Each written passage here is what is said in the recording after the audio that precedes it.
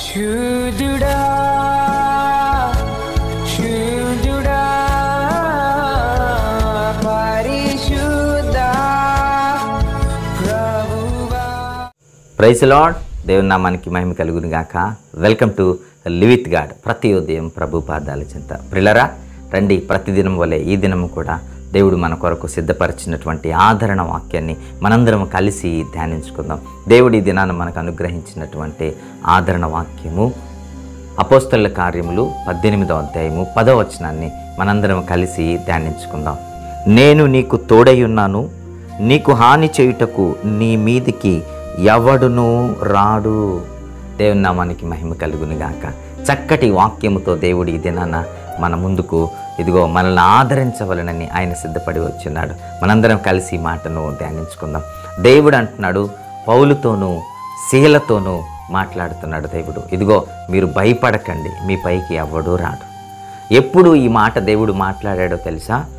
పౌలు గారు కొరింథీ పట్టణంలో దేవుని యొక్క వాక్యాన్ని ప్రకటిస్తున్నప్పుడు, ఏథెన్స్ నుండి ఆయన కొరింథీ పట్టణానికి వెళ్ళిపోయినప్పుడు అకులా ప్రిస్కిల్లా అన్నటువంటి వారి ఇంట్లో ఇదిగో పౌలు గారు ఉన్నారు. పౌలు గారు ఉంటూ కొరింథీ పట్టణంలో దేవుని యొక్క వాక్యాన్ని ప్రకటిస్తూ ఉన్నారు. విశ్రాంతి దినమున సమాజ మందిరంలోనికి వెళ్ళిపోయి అనేక మంది యూదులతో దేవుని యొక్క వాక్యాన్ని తర్కిస్తూ, దేవుని యొక్క మాటలను తర్కిస్తూ, ఇదిగో అలాగే క్రీస్తును గురించినటువంటి ఇదిగో సువార్తను వారిలో ప్రకటిస్తూ ముందుకు వెళ్ళిపోతూ ఉన్నారు.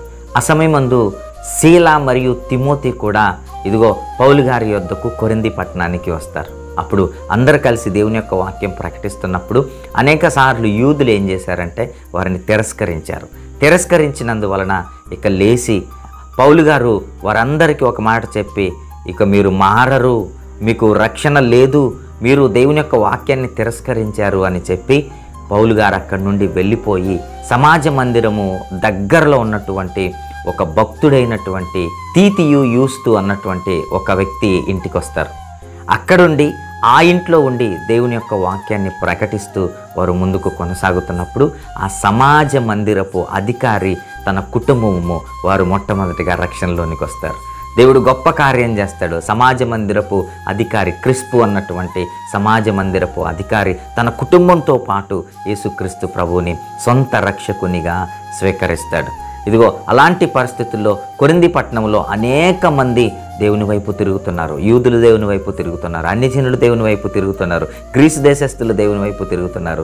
దేవుని యొక్క వాక్యము విస్తారముగా విస్తరించుచు అనేకులు రక్షణ పొందుటకు సేవా పరిచర్య ముందుకు కొనసాగుతున్నప్పుడు దేవుడు పౌలు గారితో రాత్రివేళ దర్శనమందు ఇదిగో మాట్లాడతాడు. నువ్వు భయపడద్దు, నీ పైకి ఎవ్వరూ రారు, నా కృప నీకు తోడుగా ఉంటుంది, నేను నీకు తోడుగా ఉన్నానని దేవుడు మాట్లాడుతున్నాడు. ప్రియులారా, అదే మాటను ఈరోజు మనం ధ్యానించుకుంటున్నాం. 10వ వచనంలో, నేను నీకు తోడై ఉన్నాను, నీకు హాని చేయుటకు నీ మీదికి ఎవడునూ రాడు. మీరేం చూస్తున్నారు? మీకేం అర్థమవుతుంది? దేవుని పనిలో మనం ఉన్నప్పుడు, దేవుని యొక్క ఇదిగో రాజ్యము నిమిత్తం మనము ఇదిగో పాటు పడుతున్నప్పుడు, దేవుని ఎదుట భయభక్తులు కలిగి నీతిమంతులుగా దేవుడు కోరుకున్న విధముగా మనం బ్రతుకుతూ ముందుకు కొనసాగుతున్నప్పుడు, దేవుని చిత్తాన్ని మనం నెరవేర్చే వారిగా మనం ఉన్నప్పుడు ప్రియులారా, దేవుడు మనకు తోడుగా ఉంటాడు. మన పైకి అపవాది క్రియలు ఏవి రావు. ఒకవేళ అటువంటి పరిస్థితులు వచ్చినా దేవుడు వాటి నుండి మనకు జయమునిస్తాడు. దేవుడు వాటి నుండి మనలను విడిపిస్తాడు. దేవుడు వాటి నుండి మనలను కాపాడి రక్షించి ఆయన ఇదిగో నడిపిస్తాడు. ప్రియులారా, ఆయన కృప చొప్పున ఆయన మనల్ని నడిపిస్తాడు. కానీ మనం దేవుని పనిలో ఉండకుండా వేరైపోతుంటాం. దేవుని యొక్క కృపను మనం దాటి వెళ్ళిపోతుంటాం. దేవుడు ఇదిగో మనలో ఎదురు చూసేటటువంటి క్రియలను మనము కనపరచకుండా మన ఇష్టానుసారముగా మనం బ్రతుకుతుంటాం. మన కోరికలే, మన ఆలోచనలే, మన ప్రణాళికల చొప్పునే మనం ముందుకు వెళ్తుంటాం. లేదు ప్రియులారా, మీరెప్పుడు కూడా దేవుడు ఏ విధంగా మనలను ఉండాలని కోరుకుంటున్నాడో అలా ఉండడానికి ప్రయత్నించండి. పౌలు శీలలు ఏం చేస్తున్నారు తెలుసా? దేవుని చిత్తాన్ని నెరవేర్చే వారిగా ఉన్నప్పుడు దేవుడు మాట్లాడుతున్నాడు. మీరు భయపడకండి, నా తోడు మీకుంది, ఇక్కడ ఎవ్వరూ మీకు ఏ హాని చేయరు, నా కృప మీకు తోడుగా ఉంది కదా, ఇదిగో నా కృప మీకు తోడుగా ఉంది కదా, నేను మిమ్మల్ని కాపాడుతాను కదా. మీరు అర్థం చేసుకుంటున్నారా? దేవునితో పాటు ఉండండి, దేవుని చిత్తాన్ని నెరవేర్చేవారిగా ఉండండి. పౌలు గారికి తోడై ఉన్నటువంటి దేవుని యొక్క ఇదిగో సహాయము మీకు కూడా ఉంది. ఆయన మిమ్మల్ని కాపాడుతాడు, ఆయన మిమ్మల్ని రక్షిస్తాడు. మీరు ఎలాంటి పరిస్థితుల్లో ఉన్నా సరే ఆయన ధైర్యాన్ని నింపుతాడు. మీరు భయంకరమైన పరిస్థితులను దాటగలిగిన ప్రతి సహాయాన్ని దేవుడు మీకు అనుగ్రహిస్తాడు. దేవుని యందు నిలబడి ఉన్న మీ అందరికీ దేవుని యొక్క కృప, ఆయన సహాయము మెండుగా తోడై ఉండి మిమ్మలను రక్షించునుగాక. మీరు చేయుచున్న ప్రతి ప్రణాళికలో దేవుని కృప తోడుగా ఉండునుగాక. ఆయన మీ యొక్క ప్రతి ప్రయత్నాన్ని ఫలింపజేయునుగాక. ఆమేన్. తలలంచండి, ప్రార్థన చేసుకుందాం. మహోన్నతుడా, మీకు స్తోత్రాలు. ఇది నాన్న చక్కటి మాటతో మమ్మల్ని ఆదరించినందుకు మీకు వందనాలు తండ్రి. అయ్యా, పౌలు గారు భారం కలిగి మీ సేవ చేయించున్నప్పుడు తండ్రి, మీ చిత్తాన్ని నెరవేర్చుటలో నైనా నిబిడ ముందుకు కొనసాగుతున్నప్పుడు నీ కృపను తోడుగా ఉంచి మీరు ఆదరించారు.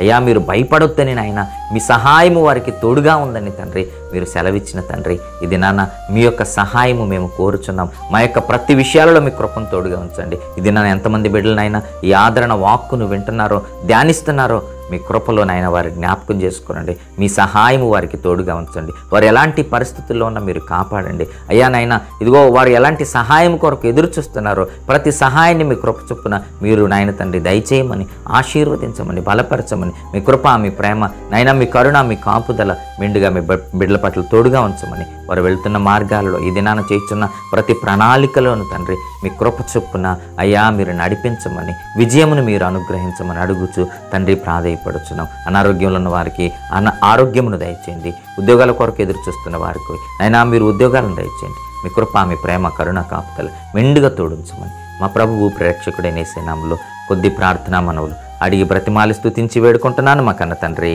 Amen, amen, amen. God bless you all.